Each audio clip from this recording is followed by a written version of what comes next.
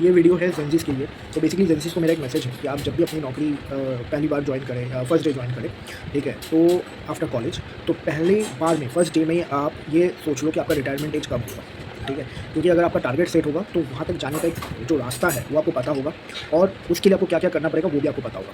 क्योंकि अगर आपका टारगेट ही सेट नहीं होगा तो आप फिर अपना एक फ्री माइंड लेके ज़िंदगी जियोगे, और फिर आप ये सोचोगे कि 60 साल की उम्र में रिटायर्ड हो जाएंगे, तब जो कुछ भी होगा वो आराम से निकालेंगे। मैं आपको फ्रेंकली बता रहा हूँ, अब जो मतलब जो जनरेशन है 60 साल की उम्र में भी इनके पास पैसा नहीं हो पाएगा। क्योंकि पहले जब बाप दादा हमारे थे ना, वो जैसे तैसे अपना दिमाग लगाते हैं, कर्जा वगैरह लेके ज़मीन जायदाद प्रॉपर्टी मकान ये सब खरीद लेते थे। वो उस चीज़ को उधार लेते थे, लोन लेते थे, जिसकी एक्चुअल में वैल्यू अप्रिशिएट होता है। और उसी की वजह से पता है आज हम फ्री रिलैक्स होके ईएमआई पे हर एक चीज़ ले रहे हैं।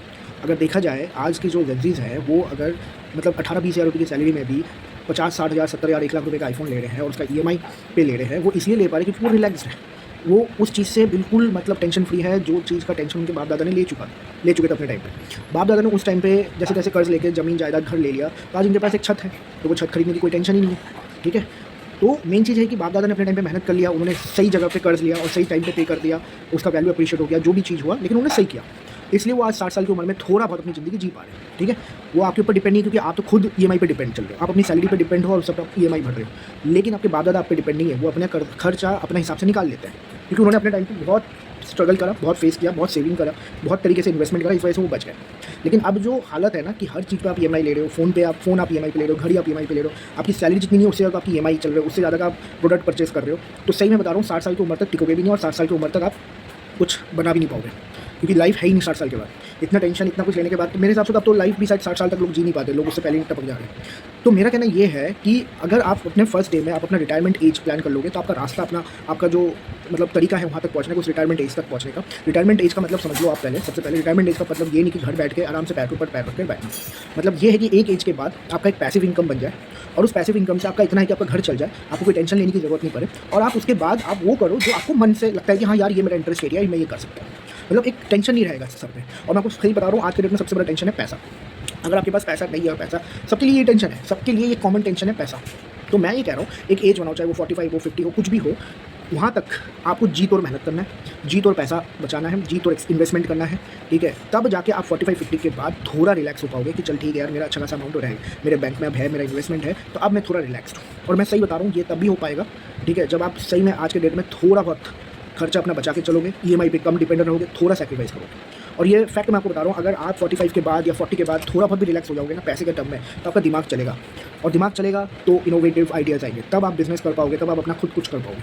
अदरवाइज आप कहीं पे नौकरी करता रह जाओगे। Same fact. दूसरी बात मैं आपको एक और चीज़ बताता हूँ, जितनी जल्दी आप स्टार्ट करोगे इन्वेस्टमेंट उतना बढ़िया है, जितनी कम उम्र में। क्योंकि आजकल शादी शायद लोग लड़के जो है स्पेशली 25, 26, 27 के बाद के आसपास करते हैं, लड़कियां भी अप्रॉक्सिमेटली इसी एज पे होते हैं। तो जितनी जल्दी, ठीक है, दोनों जनरेशन के लिए मैं बोल रहा हूँ, दोनों जेंडर के लिए मैं बोल रहा हूँ कि जितनी जल्दी आप स्टार्ट करोगे उतना आपका बेनिफिट है, ठीक है।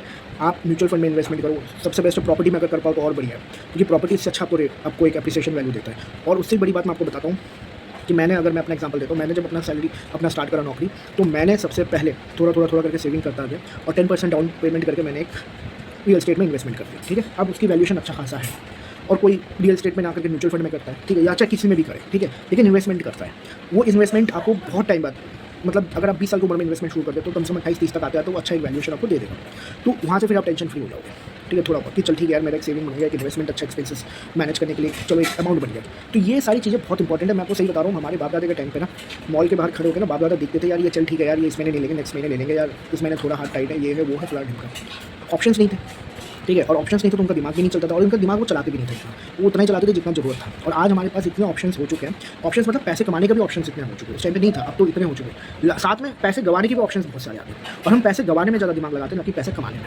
मॉल के बाहर खड़े रहेंगे, सोचेंगे यार ये लेना है, फिर बगल में देखेंगे छोटा सा कैनोपी लगा हुआ है, और वो कैनोपी बेसिकली क्या है, आपका पैसे गंवाने का तरीका। वो ईजी नो कॉस्ट ईएमआई ये सब बोल के आपको बुलाएगा, फिर आप लोगे, और फिर ईएमआई। और फिर लोग क्या बोलते हैं पता है, मेरे ऑफिस में एक आध लड़का है, वो कहता है फिर हम ज़िंदगी कब जिएंगे। अरे भाई साहब, अभी तो मर के ज़िंदगी तुम जी रहे हो, ये ज़िंदगी जीना है। ज़िंदगी जियोगे तब जब 40-45 के बाद थोड़ा बहुत रिलैक्स हो जाओगे लाइफ में, बोले यार कम से कम सुबह उठ के नौकरी में जाने का टेंशन नहीं है, एक पैसिव इनकम आता रहेगा, और जो मेरे मन में लगेगा अब वो मैं नौकरी करूँगा, वो मैं काम करूँगा, वो मैं बिजनेस करूँगा।